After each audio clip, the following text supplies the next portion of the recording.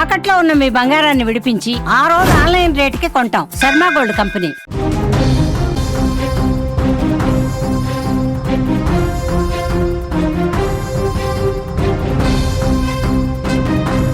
ఖమ్మం జిల్లా గొల్లగూడెం ఆశ్రమ పాఠశాల విద్యార్థిని మరణం తీవ్ర కలకలం రేపింది.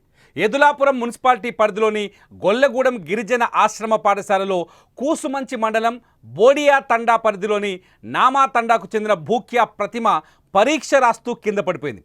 ఫిట్స్ వచ్చిందని భావించిన ఉపాధ్యాయులు వెంటనే ఖమ్మం ప్రభుత్వ ఆసుపత్రికి తరలించారు. కానీ అప్పటికే ఆమె మరణించింది. కుటుంబ సభ్యులకు సమాచారం ఇవ్వడంతో వారు ఆసుపత్రి ఎదుటకు చేరిన తర్వాత నిరసన చేపట్టారు. తమ బిడ్డకు ఎలాంటి అనారోగ్యం లేదని, మృతిపై అనుమానాలున్నాయంటూ ఆందోళనకు దిగారు. ఫిట్స్ వస్తే తమకు సమాచారం ఎందుకు ఇవ్వలేదని నిలదీస్తూ అధికారులతో వాగ్వాదానికి దిగారు. కుటుంబ సభ్యుల నిరసనకు విద్యార్థి సంఘాలు మద్దతు పలకడంతో అర్ధరాత్రి హై టెన్షన్ నెలకొంది. దీంతో అధికారులు అక్కడికి చేరుకొని వారిని శాంతింపజేసే ప్రయత్నం చేశారు. అయితే ఈ క్రమంలో విద్యార్థిని తల్లిదండ్రులు అదనపు కలెక్టర్ కాళ్లపై పడి న్యాయం చేయాలని వేడుకోవడం అందరినీ కంటతడి పెట్టించింది. న్యాయం జరిగేలా చూస్తామని వారికి భరోసా కల్పించి నిరసనను విరమింపజేశారు. కానీ విద్యార్థి సంఘాల ఆందోళనతో ఒక్కసారిగా ప్రాంతమంతా అల్లకల్లోలంగా మారింది. ఆ అమ్మాయికి ఫిట్స్ వచ్చిందని ఆశ్రమ పాఠశాల నిర్వాహకులు చెప్తున్నారు, వైద్యులు చెప్తున్నారు. వీళ్ళేమో కుటుంబ సభ్యులేమో మా అమ్మాయి పూర్తి ఆరోగ్యవంతురాలు, ఎటువంటి ఫిట్స్ కానీ ఏమీ రాలేదని చెప్తారు. దీంతో అక్కడ దుమారం చెలరేగింది. ఒకసారి ఆ అమ్మాయి ఫాదర్, తండ్రి ఏం మాట్లాడుతున్నారో ఒకసారి విందాం. అయితే 5:30కు ఫోన్ చేసి చెప్పారు, ఇట్లా జరిగింది. ఒకటే పాప, ఒక్క పాప. అయితే ఇలా జరిగిందని చెప్పేసరికి మా చెల్లెని మా బావని పంపించాము ఇక్కడికి. పంపించేసరికి ఇక పోలీస్ కాన్వాయ్లు ఈ మొత్తం ఉన్నాయని చెప్పారు. వాళ్ళు వెళ్ళేసరికి పక్కన ఒక మూల పడేసి ఉందంట.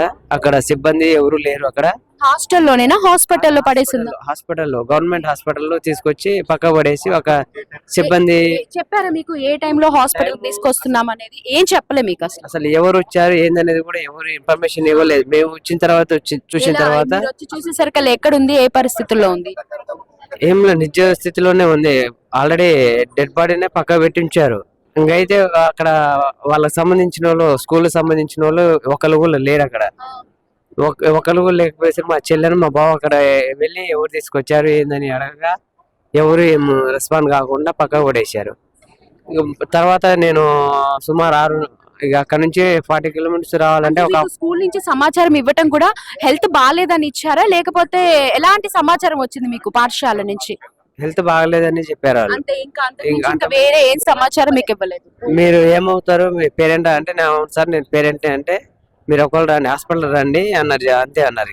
ఇది విషయం. ఎందుకంటే అమ్మాయి ఒక్కగానొక్క కూతురు, తల్లిదండ్రులకి అల్లారు ముద్దుగా పెంచుకుంటున్నారు.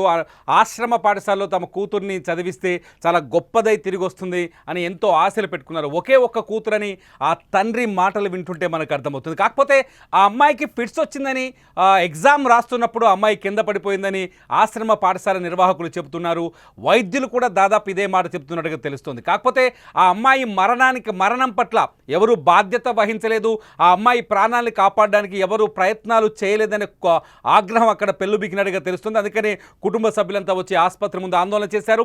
కుటుంబ సభ్యులకు ఇటు విద్యార్థి సంఘాలు కూడా తోడయ్యాయి. విద్యార్థి సంఘాలు చాలా స్పష్టంగా చెప్తున్నాయి, ఆరోగ్యవంతురాలైన అమ్మాయి ఎలా చనిపోయింది, ఆ అమ్మాయి పట్ల పూర్తి స్థాయి నిర్లక్ష్యం జరిగింది, అధికారుల నిర్లక్ష్యం ఉంది మరణం వెనుకని కుటుంబ సభ్యులు చెప్తున్నారు. అంతేకాదు ఆ అమ్మాయి మరణానికి తగిన పరిహారం కూడా ఇవ్వాలని, అమ్మాయి మరణానికి కారణమైన అధికారులు కావచ్చు, వైద్యులు కావచ్చు, వాళ్ళపైన చర్యలు తీసుకోవాలని విద్యార్థి సంఘాలు డిమాండ్ చేస్తున్నాయి. ఒకసారి విద్యార్థి సంఘాల నాయకులు కూడా మీడియాతో మాట్లాడారు. అక్కడ ఒకసారి చూద్దాం వాళ్ళు ఏం మాట్లాడారు, ఒకసారి విందాం.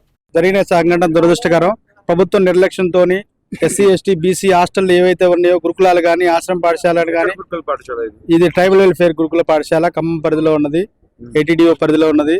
అయితే ఈ హాస్టల్ పర్యవేక్షణలోని దళిత గిరిజన పిల్లలండే పూర్తి స్థాయి ప్రభుత్వానికి నిర్లక్ష్యం ఉన్న క్రమంలోనే పిల్లల ఆరోగ్యాలు కానీ, పిల్లల ప్రాణాలు కానీ గాల్లో ఎగిరిపోతున్నా కానీ ఈరోజు ప్రభుత్వ యంత్రాంగం కానీ, ఇక్కడ ముఖ్యమైన మంత్రులు కానీ ఎవరు కూడా పట్టించుకోలేని పరిస్థితుల్లో ఇవాళ ఉండటం వల్ల ఒక పాప, భావి భారత పౌరురాలైనటువంటి ఒక పాప ఇవాళ నిండు ప్రాణాలు కోల్పోవడం జరిగింది.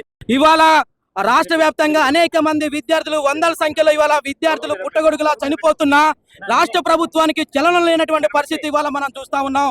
అంటే ప్రభుత్వానికి విద్యార్థుల పట్ల ఎంత శుద్ధి ఉందనేది మనం ఇవాళ విద్యార్థులు ప్రాణాలు గాలి కొదిలేస్తుంటే అర్థమవుతున్నటువంటి పరిస్థితి ఉంది. ఇవాళ విద్యాశాఖ మంత్రిని ఇవాళ రాష్ట్ర ముఖ్యమంత్రి తన చేతుల్లోని కబంధస్థల్లో పెట్టుకొని ఇవాళ విద్యాశాఖను కూడా పాలిస్తున్నటువంటి పరిస్థితి ఉంది. పరిస్థితూనే ఇవాళ విద్యార్థులు చనిపోతున్నప్పుడు కూడా స్పందించినటువంటి నోరు పెదినటువంటి ముఖ్యమంత్రి తక్షణమే రాజీనామా చేయాలని చెప్పేసి ఏఐఎస్ఎఫ్గా డిమాండ్ చేస్తూ ఈ జిల్లా నుంచి ప్రాతినిధ్యం వహిస్తున్నటువంటి బట్టి విక్రమార్క కూడా ఈ జిల్లాలో ఉన్నటువంటి ఎస్సీ ఎస్టీ ఇది ఒక్కసారిగా, ఎందుకంటే ఒక విద్యార్థిని చనిపోవడం, వరుసగా రాష్ట్రంలో బీసీ గురుకులాల్లో ఫుడ్ పాయిజన్స్ కావడం, చాలా చోట్ల విద్యార్థినులు ఇబ్బంది పడటం, నాగర్ కర్నూలులో నిన్న ఒకేసారి 20 మంది విద్యార్థులు ఫుడ్ పాయిజన్ అవ్వడం, ఈ పరిస్థితులన్నింటి నేపథ్యంలో ఒక్కసారిగా ప్రతిమ మరణం ట్రిగ్గర్ అయింది. అది రాష్ట్ర ప్రభుత్వం పైన విమర్శల దాడికి కారణమవుతుంది. ప్రతిమ కేవలం హాస్టల్లో నిర్లక్ష్యం, అట్లాగే గురుకులంలో నిర్లక్ష్యం వల్లే ఇదంతా జరిగిందని అక్కడ విద్యార్థి సంఘాలు ఆరోపిస్తారు. చూడాలి, మొత్తానికి ఈ అంశం పైన డాక్టర్లు కానీ విద్యాశాఖ అధికారులు కానీ కొంత క్లారిటీ ఇచ్చే ప్రయత్నం చేస్తారు. చూద్దాం ప్రతిమ మరణానికి గల కారణాలు ఏమని తేలుతాయో, ఆమె పోస్ట్ మార్టం రిపోర్ట్లో ఏమొస్తుందో. చూస్తూనే ఉండండి లైవ్ అప్డేట్స్ కోసం సుమన్ టీవీ డిజిటల్ లైవ్, అట్లాగే సుమన్ టీవీ లైవ్.